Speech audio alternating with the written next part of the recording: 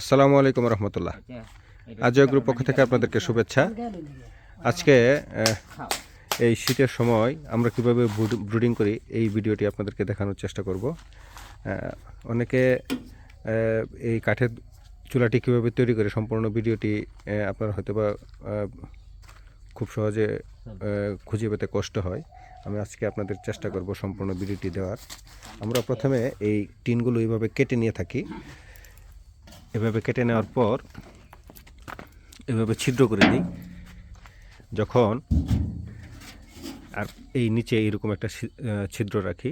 ছিদ্র রাখার পর এটার মধ্যে আমরা তুষ দিব, কাঠের ভুসি অথবা ধানের যে কুড়ো আছে এইগুলো দিব। এইগুলো কীভাবে দেয়, এইগুলো এই যে এই সিস্টেমে দিতে হবে। এটা হচ্ছে মামুন ওই বাসটা এইভাবে আমরা দিয়ে থাকি।